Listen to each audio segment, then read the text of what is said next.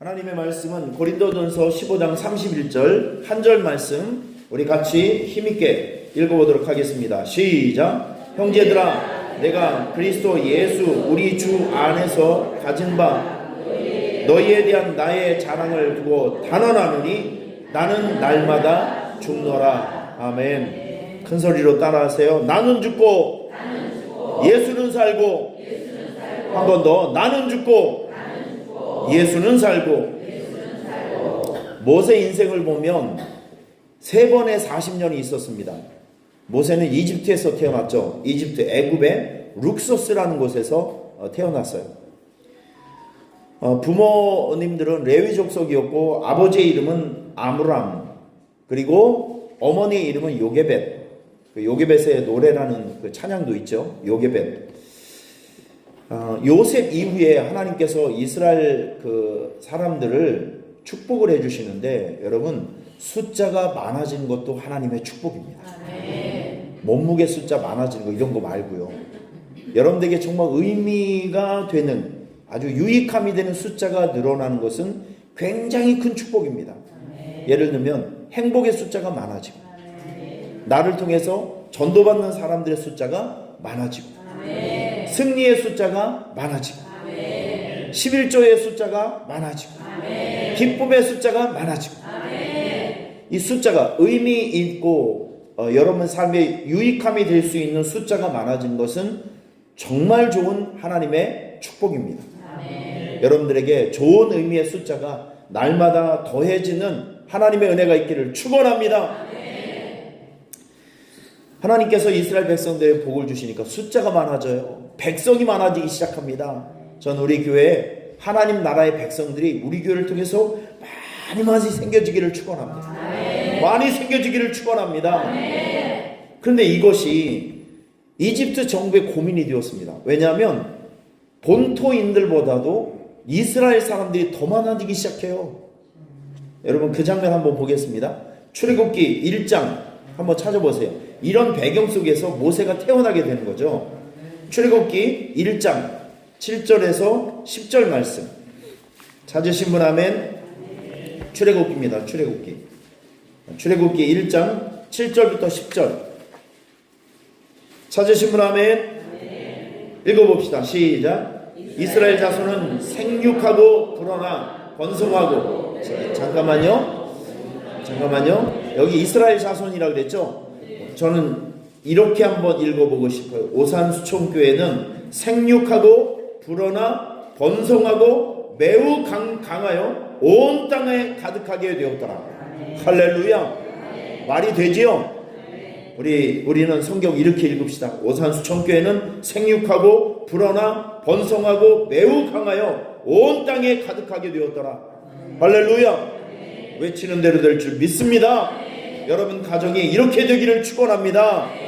자, 우리 다시 한번 읽어보겠습니다. 이스라엘 자손은 시작. 이스라엘 자손은 생육하고 불어나 번성하고 매우 강하여 온 땅에 가득하게 되었더라. 요셉을 알지 못하는 새 왕이 일어나 애굽을 다스리더니 그가 그 백성에게 이르되 이 백성 이스라엘 자손이 우리보다 많고 강하도다. 자, 우리가 그들에게 대하여 지혜롭게 하자.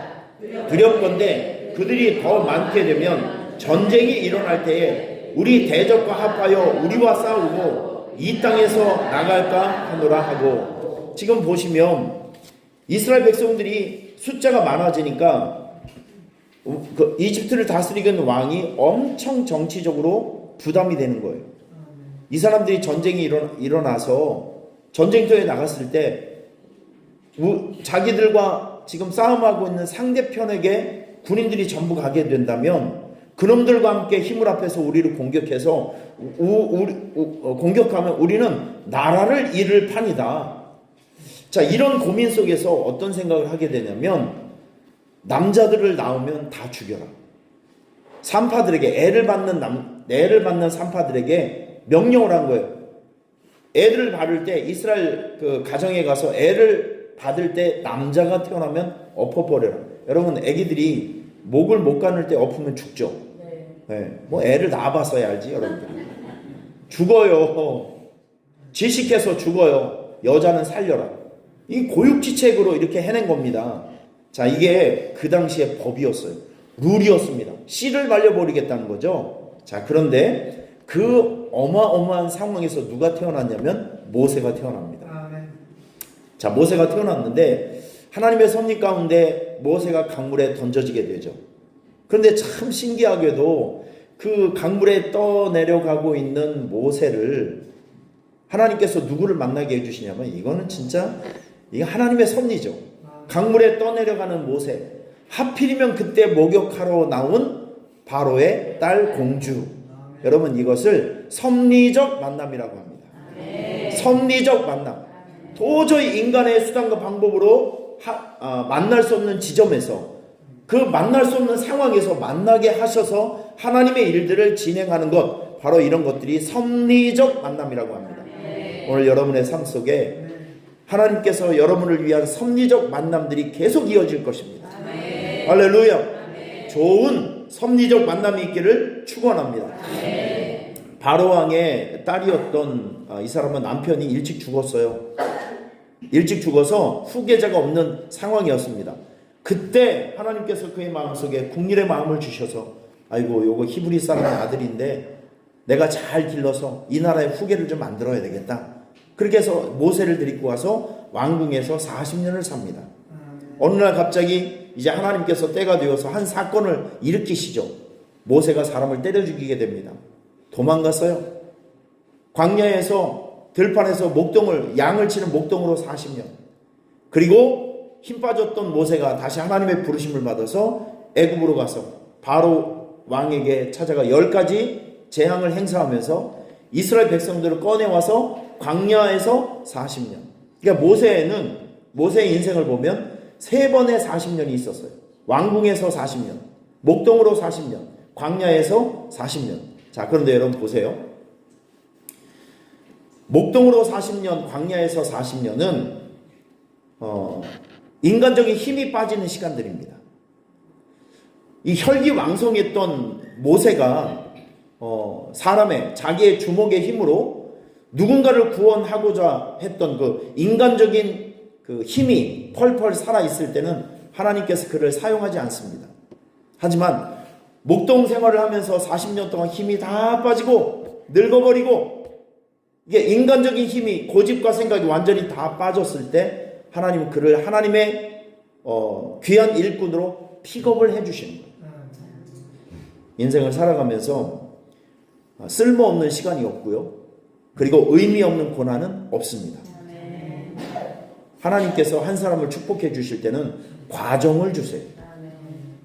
하나님께서 어떤 한 사람을 들어서 쓰실 때는, 여러분들을 사용하실 때는 다듬는 시간들이 필요하다는 것이죠. 우리는 이 모든 과정 속에 살아가고 있는 사람입니다. 여러분 꼭 기억하세요.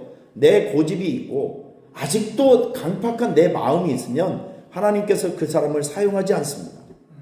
하지만 나를 죽이고 예수를 살릴 때 하나님께서는 그를 통해서 주님의 일들을 진행하고 있음을 기억하시길 바랍니다. 한번 따라하세요. 나는 죽고 예수가 살고. 그러니까 우리 오늘 이 시대를 살아가는 저와 여러분이 매일 해야 될 일이 무엇이냐면 나를 죽이고 예수를 살리는 삶을 사셔야 됩니다. 할렐루야. 우리가 예수님을 영접한 이후에 끊임없이 해야 될 일들이 있어요. 그게 바로 나를 죽이고 예수를 세우는 일입니다. 다시 다른 말로 이야기하면 내 뜻을 버리고 하나님의 뜻을 붙들고 순종하는 삶을 살아가셔야 된다는 거죠. 할렐루야. 자, 오늘 본문은 고린도전서 15장이에요. 여러분들이 고린도전서 15장을 쭉 보시면 여기 부활에 대한 이야기가 굉장히 많이 나오고 있습니다. 그래서 이 고린도전서 15장은 부활장이라고 이야기를 합니다. 그 당시에 믿음이 약한 기독교인들과 그 이단의 종교를, 그 진리를 외치고 있는 사람들은 이런 생각을 했어요. 사람이 죽으면 끝이지 어떻게 다시 사냐. 그 당시에 예수를 믿고 있었던 믿음의 뿌리가 약한 기독교인들도 아유, 사람이 뭐 한번 태어나서 죽으면 끝이지 부활이 어디 있겠어? 다 이렇게 부활의 신앙을 다 거부하고 믿지 못하고 있는 거예요. 이런 상황에서 사도 바울은 고린도전서 15장 12절에서 22절을 보면 부활은 있다라고 강력하게 설득하고 있는 것입니다. 한번 따라해 보세요. 부활은 있습니다. 부활은 있습니다. 부활은 있습니다. 부활은 있습니다. 자, 고린도전서 15장 오늘 본 말씀 여러분 한번 찾아보세요. 우리가 눈으로 잠깐 확인하고 가도록 하겠습니다. 우리 같이 12절부터 22절까지 큰 소리로 빠른 속도로 읽어볼게요. 시작. 그리스도께서 죽은 자 가운데서 다시 살아나셨다 전파되었거늘 너희 중에 어떤 사람들은 어찌하여 죽은 자 가운데서 부활이 없다 하느냐. 만일 죽은 자의 부활이 없다면 그리스도도 다시 살아나지 못하셨으리라.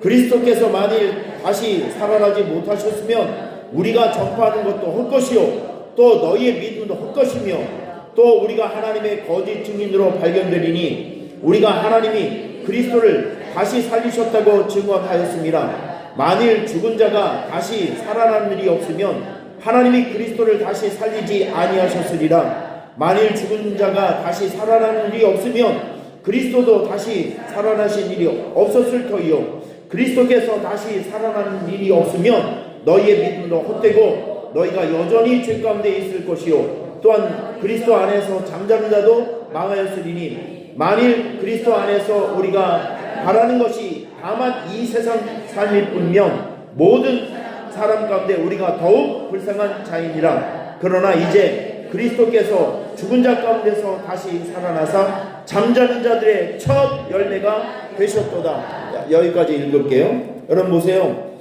부활이 있습니까? 없습니까? 있습니다. 부활이 만약에 없다면 하나님의 말씀 붙들고 이렇게 죽을 뚱살뚱 새벽기도 하는 여러분들은 가장 어리석고 바보 같은 인생을 살아가는 거예요. 천국에서의 부활이 있기 때문에 우리가 하나님의 말씀 붙들고 절제하고 선하게 살고 주의 영광을 위해서 우리가 이렇게 아둥바둥하며 살아가고 있는 것입니다. 아멘. 여러분 꼭 기억하세요. 천국에서의 부활은 있습니다. 아멘. 찬송가 606장 한번 찾아오실래요? 찬송가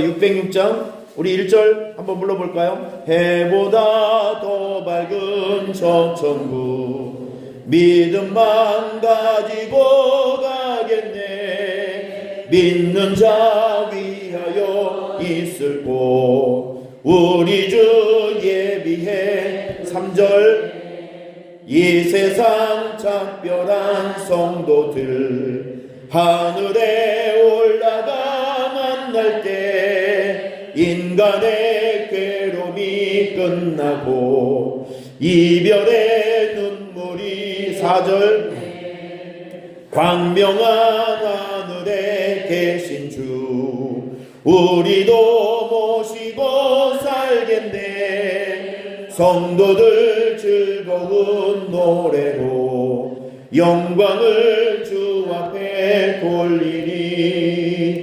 며칠 후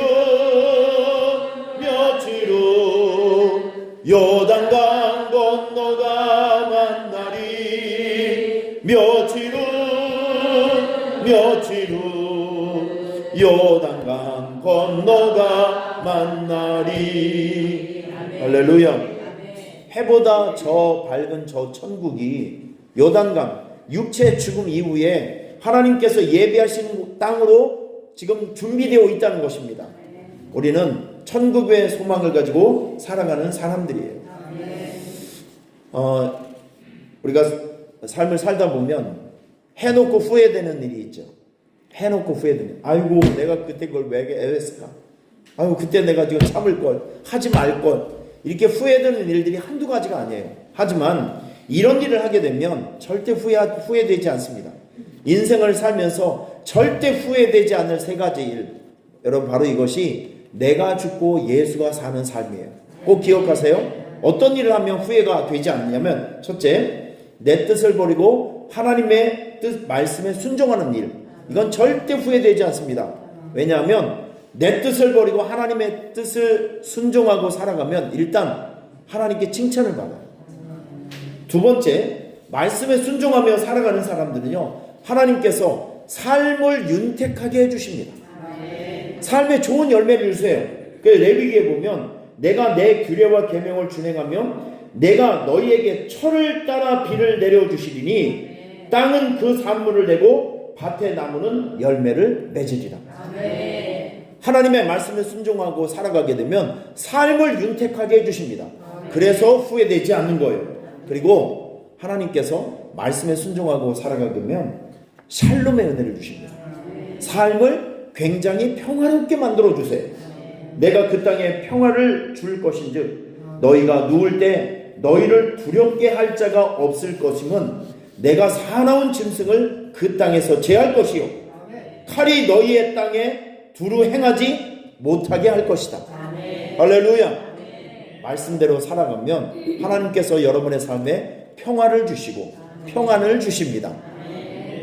자, 우리가 절대 후회되지 않을 일이 무엇이냐면 교회를 위해서 헌신하는 일은 절대 후회되지 않습니다.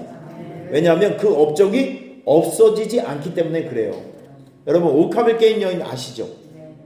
자기 옥합을 깨뜨려서 예수님에게 향수를 다 발라줬어요. 이 놀라운 헌신을 받으신 예수님께서 뭐라고 얘기하냐면 내가 진실로 너희에게 이르노니 온 천하에 어디서든지 이 복음이 전파되는 곳에는 이 여자가 행한 일도 말하여 그를 기억하리라.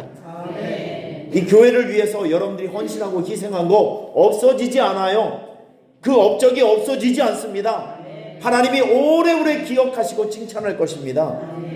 여러분, 이런 일들을 하시길 바랍니다. 없어지지 않은 일, 하나님 마음에 기억되는 일을 하며 살아가시기를 바랍니다. 절대 후회되지 않을 일, 한 영혼의 구원을 위해서 희생하고 전도하는 일, 이거 절대 없어지지 않습니다. 하나님께서 상급을 주실지언정 절대 없어지지 않습니다. 절대 후회되지 않습니다. 다니엘서에 보면 지혜 있는 자는 궁창에 빛과 같이 빛날 것이요 많은 사람을 옳은 대로 돌아오게 한 자는 별과 같이 영원히 빛나리라. 할렐루야.